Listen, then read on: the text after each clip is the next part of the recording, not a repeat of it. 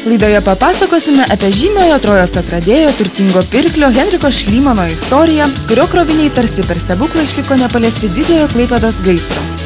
Susitiksime su energingoju muzikantų dainų autoriumi legendinės grupės Studija vokalistu Stepanu Januška. Visada jis, kaip sakant, čiki. Laida Kultūra Plius žiūrėkite netrukus.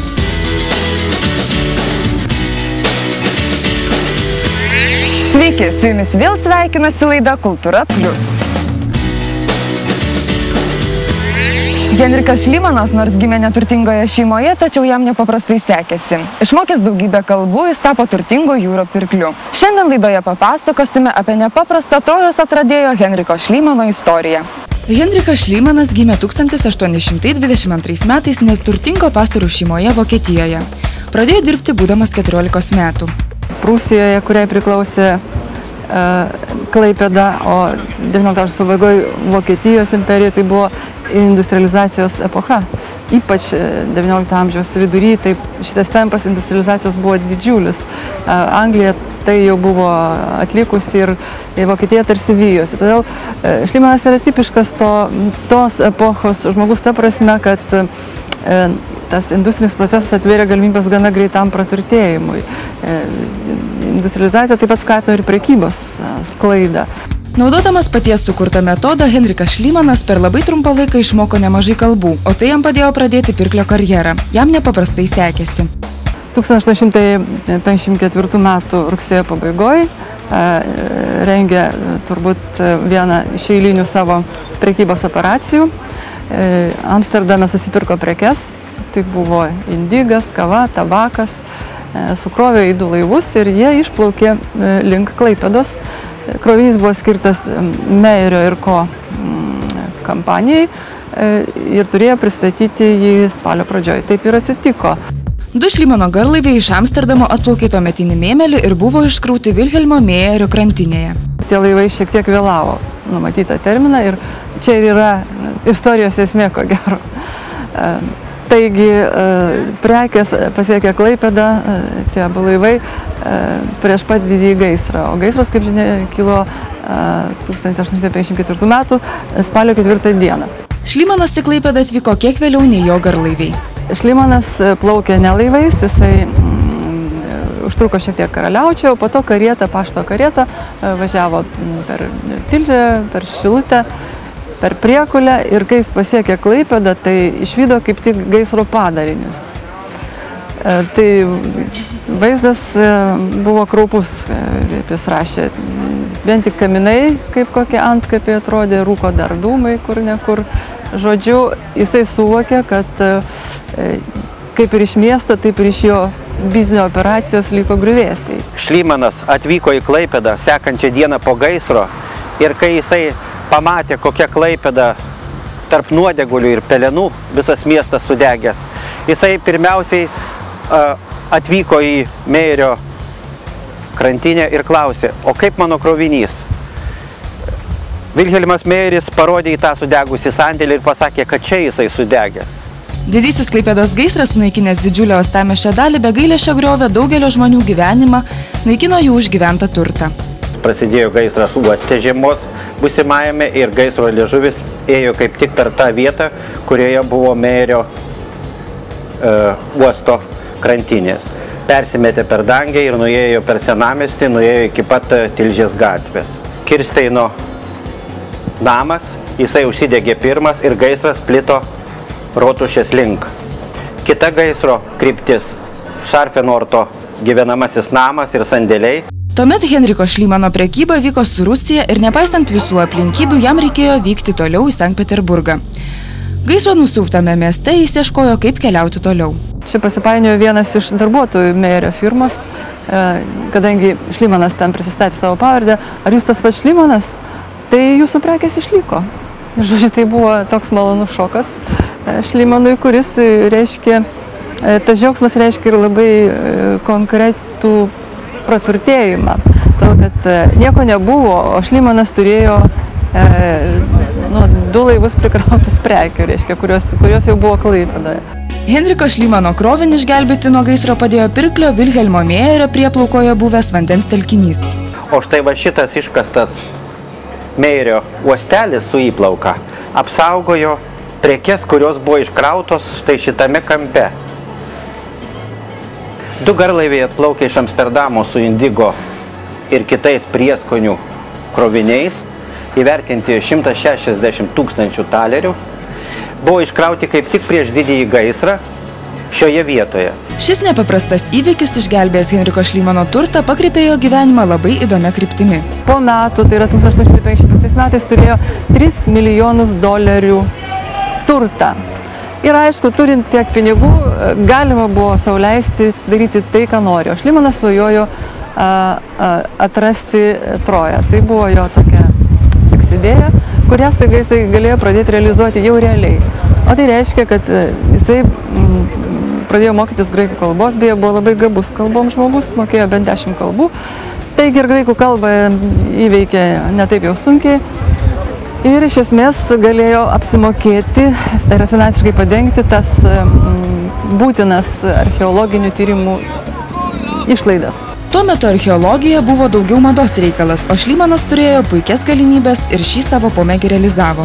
Iš tiesų mėgėjiškai kasinėjo tą buvusios Trojos vietą, kurią aprašė Homeras, ir iš tiesų atrado palaidojimą valdovo ir manė, kad tai Priamas buvęs, Priamo lobis vadinamas. Iš tiesų jis tai atrado keliais šimtmečiais anksčiau, ten gyvausios Mikėnų civilizacijos valdovo kapą ir žinoma, prabanga irgi buvo didžiulė, todėl jis nesunkiai pagalvojo, kad tai Trojos palikimas. Ilgą laiką nebuvo žinoma, kur yra ta krantinė, kurioje buvo iškrauti tarsi per stebuklą gaisro nepaliesti kroviniai. Galvojame, kad tai yra žiemos uosto teritorijoje, nors tada dar žiemos uosto nebuvo pastatyta. Ir štai naujo tyrimo dėka Klaipėdos viešųjų erdvių tyrimo eigoje išaiškėjo, kad Vilhelmo Meirio krantinės buvo prie Dangės uoste. Ir ta vieta aiškiai nurodyta 1839 metų Klaipėdos miesto plane. Tenai mes matome Meirio krovinių aikštę, matome jo iškastą nedidelį uostelį, tiltą per įplauką į tą uostelį, Meirio gyvenamąjį namą barokinio stiliaus ir šalia jo sandėlį. Nors Šlymanas kaip pirklys į Klaipėdą matyt buvo užsukęs dar ne kartą, tačiau šiandien apie tai liudijančios informacijos ar ženklų nėra. Kaip tik šiuo metu vyksta debatai savivaldybėje. Įvairiom krantinėms siūlomi nauji, modernus pavadinimai, buriuotojų ir taip toliau. Tačiau visiškai nežinoma, kas iš tikrųjų, kokia miesto praeitis, ką slepia tos krantinės, kokią istoriją, kokią pasaulinę vertę jos turi šiandien.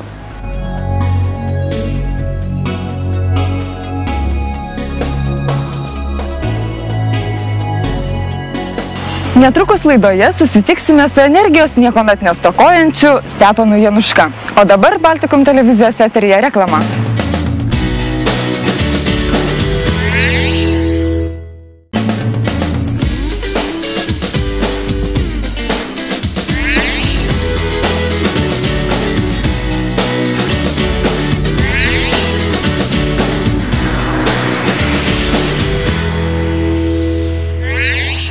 Turbūt niekam nereikia pristatinėti daugiau nei 100 dainų sukūrusio, begalėje koncertų ir muzikinių projektų dalyvavusio muzikanto, kuris savo energiją užburia susirinkusią publiką. Kviečiu šiandien susitikti su Stepanu Januška, kuris su garsiaja grupė Studija užaugino ne vieną lietuviškos muzikos melomanų kartą.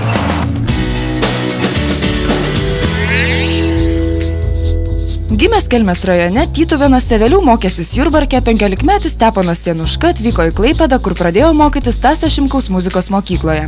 Čia mokėsi groti klarnetu. Pats tikrai nenusprendžiau, nusprendė mama, nes mamos tokias buvo svajonė, kad vaikai įgytų muzikinį išsilavinimą. Tai taip įnirtingai mus kartu su broliu bandė atpratinti nuo kamulio, nes mes buvom futbolo fanai, tokie neužmušami, bet vienais metais tiesiog, matyt, mums tada buvo 10-11 metų, pagaliau įkalbėjo ir taip atsidūrėm vaikų muzikos mokykloje. Baigęs prestižinę muzikos mokyklą, Stepanas Januška įstojo Vilniaus konservatorijos menų fakultetuose ką tik įsikūrusią džiazo katedrą. Pradėjau džiazuoti ir ne tik džiazuoti, bet ir mano pirmas susipažinimas su džiazo muzika įvyko tik tai jau konservatorijos aplinkoje, nes iki to dar džiazas man buvo muzika inkognita. Iš pradžių nepatiko, kadangi aš jo nesupratau, bet turėjau matyti pats suvokti ir subręsti ir po kurio laiko tai patiko, kad patinka iki šių dienų. Studijų metais buvo ieškojimų laikotarpis, kuomet jaunasis muzikantas gilinosi į muzikos meną, mezgė pažintį su kitais muzikantais. Buvom pilni entuzijazmo muzikinio ir, kaip sakant, įsėdom į tą patį laivą. Na ir būdami studentai dalyvavom įvairiuose festivaliuose, tiesiog kartu mylėjom muziką. Džiazą, džiazroką, pop muziką. Ir žymiosios grupės Studija, su kuria užaugo ne viena lietuviškos muzikos melomanų karta, kelias prasidėjo studijų metais. Studijos kelias prasidėjo be abejo nuo jaunatviško entuzijazmo, nuo jaunų žmonių, kurie buvo pilni energijos, talentingi labai. Susirinko į ką tik atsidariusią džiazo muzikos katedrą Klaipėdai. Ir be abejo, tarp mūsų buvo labai daug diskusijų ir kalbų. Tai va, tiesiog tarp tų 100 valandų, kurias praleidom besigindžydami ir kalbėdami, gimė idėja, kad reikėtų įkurti grupę, kurioje mes grotume tai, ką norim. Tai buvo, sakyčiau, labai sėkmingas projektas, kaip dabar populiaru sakyti, ir unikalus, todėl kad tiek daug metų mes vis gyvuojam. Gyvuojam kaip ir normalus kūrybinis kolektyvas su savo pakilimais ir nukritimais, nes tai sąlygoja, kaip sakyti, įvairios aplinkybės. Kūryba nėra toks, kaip sakyti, ėjimas tik tai kalną, jis yra labai kalvotas. Jaunos energingos grupės muzikos stilių nulėmė begalę skirtingų dalykų. Tai yra toks galbūt neapibrėžtas, ore tvyrantis stiliaus pojūtis, kuris vienija mus. Be abejo, kiekvienas iš mūsų turim savo mėgiamas kryptis, į kurias labiau esam pasidavę, bet kada kuriam savo autorinę muziką ir norim, kad visi kartu grotume, tai mes tiesiog intuityviai jaučiam, kas bus priimtina visai kompanijai, o kas nelabai. Ir be abejo, buvo daugybė kūrinių ir dainų, kurias mes pagrojom mėnesį 2 ir jie iškrito iš repertuaro. Tai todėl, kaip sakyti, tik tai ta muzika, kuri atlaikė metų išbandymus, yra grojama iki šių dienų. Stepanas Januška ne tik muzikantas atlikėjas, bet ir daugiau nei 100 dainų autorius. Dainos gimimas visada kitoks, nulemtas skirtingų veiksnių. Procesas, kuris gali tilpti į kelias minutės arba į kelis metus. Ir kiekviena daina turi savo nepakartojamą gimimo istoriją. Tai priklauso nuo nuotaikos, nuo kūrybinės dvasios tuo metu, nuo aplinkos, nuo įkvėpimo, nuo daug dalykų. Jo kūryba yra labai įvairialypė.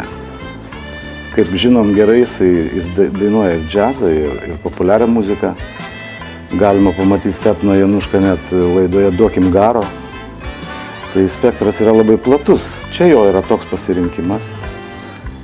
Jam tai atrodo svarbu turėti kontaktą su visokiais sluoksniais žmonių, visokių stilių ar žanrų, kaip čia mes išsireikšim, mėgėjais, ir jis save išreiškia ir vos neliaudiškoje muzikoje, ir tam vadinamam popse, ir gana ryškiai džiazo muzikoje save išreiškia.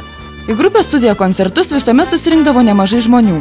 Jausmas, kai susirinkusieji kartu atlieka kūrinius, džiaugiasi pasirodymu, nepaprastas. Labai gera ant dūšios ir labai geros emocijos. Ir sakyčiau, čia netgi psichologai galėtų įvertinti masių įtaką asmenybėje arba masių įtaką artistui, nes didžiulė žiūrovų grupė, kuri audringai reaguoja į tai, ką tu darai scenoje, jie tiesiog tave pakrauna, be abejo, nepaprastai pakrauna. Iš kitos pusės tu apsikeiti energiją su ta mase, tu pats atiduodi viską, ką gali. Ir tas procesas, kuris vyksta, jis yra sunkiai apibūdinamas, bet jis pakelia artistą į kažkokią euforiją, suteikia jam papildomų sparnų galbūt arba kūrybinių galių. Steponas Januška visuomet garsėjo kaip energijos nestokojantis grupės atlikėjas. Anksčiau buvo daug daugiau judesių pas jį. Jis labai šokinėdavo ir buvo sužavėjęs tai savo šuoliukais visą Lietuvą. Reiškia, buvo net kai kurie šuoliukai sunkiai atkartojami, net profesionalių šokėjų. Dabar su metais truputį ramiau viskas vyksta, daugiau koncentruota galbūt į patį vokalą ir taip toliau. Stepas visada stebino savo entuziazmu, ką užsibrėždavo, visada pasiekdavo. Gyvenime su visoks, todėl kad scena tai yra vis dėlto ta ypatinga vieta, kur tu tampi artistu. O gyvenime tu esi žmogus, paprastas žmogus, kuris tiesiog gyvena tarp kitų paprastų žmonių. Ir čia galioja tos socialinės taisyklės ir nustatyti susitarimai tarp žmonių, kuriuos tu privalai vykdyti, nes kitaip iškrisi iš to konteksto. O scenoje tu esi ne tas, kokį tave mato gatvėje iš tiesų. Tu tiesiog vaidini tą rolę. Po koncertų gerbėjų minios nebūdavo. Tuo anot Stepono gali pasigirti tik pasaulinio lygio atlikėjai. Kada tu esi tiesiog žinomas, tai tave galbūt palydi žvilgsniu, galbūt pasisveikina, galbūt paklausia vieną kitą žodį, bet visai po koncerto nelaukia minia.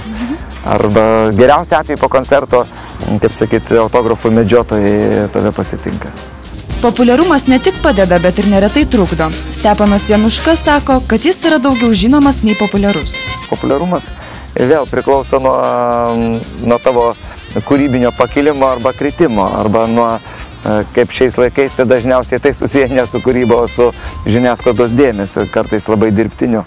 Be to, kad kuria ir koncertuoja, Steponas Januška daugiau nei 10 metų dėsto Klaipėdos universiteto menų fakulteto studentams.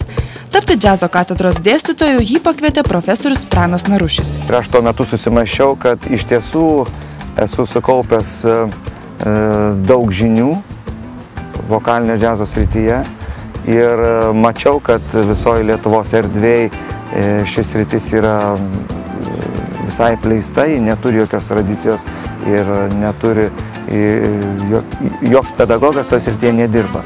O kadangi džiazo muzikos katedra buvo vienintelė tarp visų aukštųjų mokyklų programų Lietuvoje, tai aš tiesiog remdamasi savo iš tiesų turtingą koncertinę patirtim, remdamasis tuo, kad aš labai vargau, pats būdamas studentas ir man teko pačiam atradinėti tą patį dviratį daugybę kartų, pagalvojau, kad aš tikrai galbūt turiu atlikti tą misiją ir suteikti jaunimui žinias iš karto, kad jie nevargtų ir, kaip sakyti, vėl neitų tuo pačiu sunkiu, nedėkingu keliu. Geriau viską, ką aš pats atradau, atiduosiu jiems ir jie tada kur kas greičiau pasieks aukštumas. Steponas Januška pastebi, jog kasmet ateinantys studentai yra skirtingi. Sunku nuspėti, ar jie taps gerais vokalistais. Tačiau džiaugiasi, kad nemažai jo auklėtinių skina laurus įvairiose festivaliuose yra įvertinami tarptautinių ekspertų. Labiausiai, ko pats nori ir ko noriu, kad jie patys tai suprastų, tai yra begalinio atsidavimo savo aistrai, savo norui arba savo siekiui tapti profesionalu, įsigyti profesiją. Nes mano didžiausia pagarba yra tam žmogui, kuris į savo pašaukimą arba į savo talentą žiūri kaip į profesiją ir tikisi tapti profesionalu, tai yra dainininko ar muzikantų iki amžiaus pabaigos.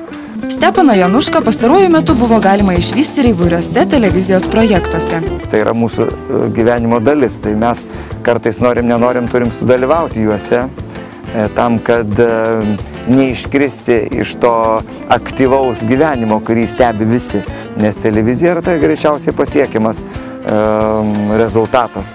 Nereikia nei koncertų salėje eiti, nei muziejų, esi per televiziją iškart gali dalyvauti. Jisai stabilus žmogus, tokios pažiūros maždaug kaip buvo, išliko, tai tuom ir yra jo vertė gal didesnė. nes žmogus ne taip smarkiai keičiasi, jisai stabiliai kažką daro, ką yra sugalvojęs, nuo pat savo jaunų dienų, tvirtai žino, ko siekia ir panašiai. O kaip žmogus, koks jis yra? Labai geras. Labai geras, labai taktiškas, ta prasme, inteligentiškas, pedagogiškas. Muzikantas tiek iš aplinkinių, taip pat ir iš savęs reikalauja labai daug. Nerašyta ir nesakyta man viduje taisyklė, tai yra būti nenuoširdžiu arba būti amatininku. Vat jeigu tu scenoje esi amatininkas arba darbininkas, vat išėjau atlikti darbą į sceną, tai man yra tokia kažkokia ta pati blogiausia pusė. Nes scenoje aš visada stengiuosi būti artistas ir sąžiningas su žiūrovu. Ir nes kažkaip man taip atrodo, kad aš negaliu vaidinti dirbtinai. Arba aš negaliu dainuoti, būdamas nenuoširdus. Scenoje aš visada stengiuosi būti maksimaliai sąžiningas ir maksimaliai atiduoti savo jausmus ir maksimaliai atskleisti tą personažą, kurį aš vaidinu. Visada profesionalas. Profesionalas stengiasi, ar jam skauda galva, ar neskauda galvos, ar jis nuotaikos turi, ar neturi nuotaikos su nuotaikai. Visada jis, ta prasme, neparodo jis to scenoje. Visada jis, kaip sakant, čiki. Turi gabumų. Ne, gabus Stepas, tikrai. Kaip muzikantas šaunuolis. Dėl to ir 30 metų kartu plaukiam vienoje valtyje. Apie savo planus atlikėjas atvirauti nėra linkęs. Tos planus aš kuriu, bet mano tokia yra toks prietaras, kad kai aš juos atskleidžiu, tai tada jie tikrai būtinai neįvykdomi yra. Tai jau geriau pasigirti tada, kai kažką padarei, negu kad kai tu dar tik planuoji. Nepaprastai vasariškas ir saulėtas oras džiugina klaipėdiečius ir miesto svečius. Kviečiu apžvelgti karštas kultūrinės uostamiesčio naujienas. Liepos 10-17 dienomis Nidoje vyko 14. tarptautinis Tomo Mano festivalis. Šis elitinis kultūros renginys ir rojaus kampeliu vadinama Nida sutraukė nemažai Lietuvos ir užsienio žodžio meno, muzikos, kino ir dailės atstovų. Festivalio metu susitikome su vokiečių poetu Michaeliu Kriugeriu. Festivalio tema yra dvasios diduomenė ir visiems kyla klausimas, ką tai mums reiškia 21 amžiuje. Liepos 13 dieną Mažosios Lietuvos istorijos muziejuje buvo atidaryta paroda Prūsija Žalgirio mūšio epochos metu.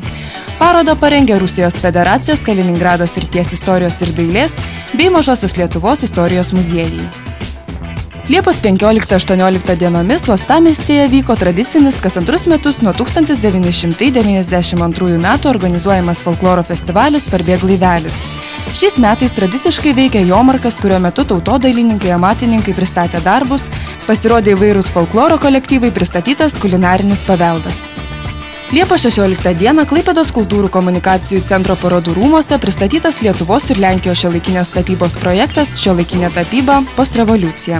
Lenkijos tapybos parodą Vienaskaitos pirmasis asmuo Lenkijos tapyba 2010 pristatė Varšuvos galerija. Lietuvos tapybos parodą pristatė Klaipėdos kultūrų komunikacijų centras.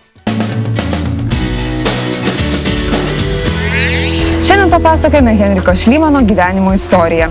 Noriu užduoti konkurso klausimą susijusiu su šia tema.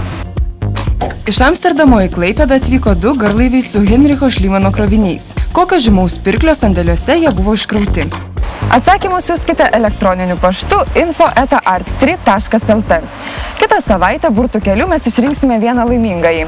Jam padovanosime Klaipėdos koncertų salės įsteigtą kompaktinę plokštelę, kurioje įrašyti Klaipėdos kamerinio orkestro atliekami kūriniai.